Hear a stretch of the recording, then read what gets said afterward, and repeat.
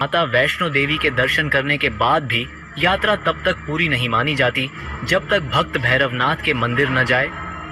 आखिर जिसने माता का पीछा किया उसी के दर्शन का नियम क्यों बनाया गया? इसका वर्णन वैष्णो देवी की प्राचीन लोक परंपराओं में मिलता है। कथा के अनुसार भैरवनाथ एक शक्तिशाली तांत्रिक साधक था। उसने माता वैष्णवी की दिव्य शक्ति को पहचानने के बजाय उनका पीछा करना शुरू कर दिया। माता वैष्णवी कई स्थानों से होती हुई अंततः भवन पहुंची।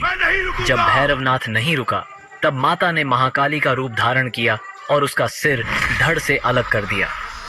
उसका सिर वर्तमान भैरव मंदिर वाले स्थान पर जाकर गिरा। मृत्यु के बाद भैरवनाथ को अपनी भूल का गहरा पश्चाताप हुआ।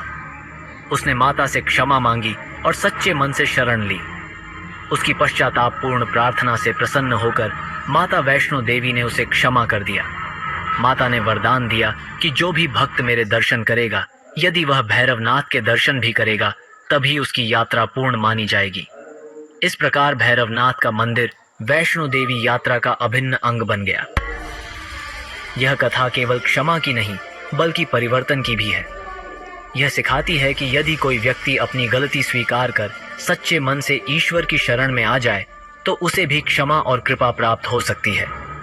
इसी कारण आज भी लाखों श्रद्धालु माता वैष्णो देवी के दर्शन के बाद भैरवनाथ मंदिर अवश्य जाते। माँ दुर्गा के 9 रूपों के नाम आखिर कैसे पढ़े, इस वीडियो में पता चल जाएगा।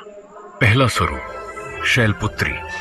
पर्वतराज हिमालय की पुत्री होने के कारण इन्हें शैलपुत्री कहा जाता है। दूसरा स्वरूप ब्रह्मचारिणी रूप में माता ने कठोर तप करके भगवान शिव को पति रूप में प्राप्त किया। तीसरा स्वरूप चंद्रघंटा। इनके मस्तक पर अर्धचंद्र सुशोभित रहता है। यह रूप साहस और शत्रुओं के विनाश का प्रतीक माना जाता है। चौथा स्वरूप कूष्मांडा। माना जाता है कि माता का यह रूप अपने अंदर पूरे ब्रह्मांड को समेटे हुए है। पांचवां स्वरूप स्कंद माता। स्वामी कार्तिकेय का नाम है स्कंद और उनकी माता होने की वजह से देवी के इस स्वरूप का नाम स्कंद माता पड़ा। छठा स्वरूप कात्यायनी। आर्ष कात्यायन की पुत्री के रूप में माता के कात्यायनी स्वरूप की पूजा की जाती है। सातवां स्वरूप कालरात्रि, जिसमें हर तरह के संकट को खत्म करने की शक्ति हो। माता के उस रूप को कालरात्रि कहा जाता है। आठवां स्वरूप महागौरी। घोर तप से पार्वती का रंग काला पड़ गया था, जिसके बाद भगवान शिव ने प्रसन्न होकर उन्हें महागौरी होने का आशीर्वाद दिया। नौवां स्वरूप सिद्धदात्री।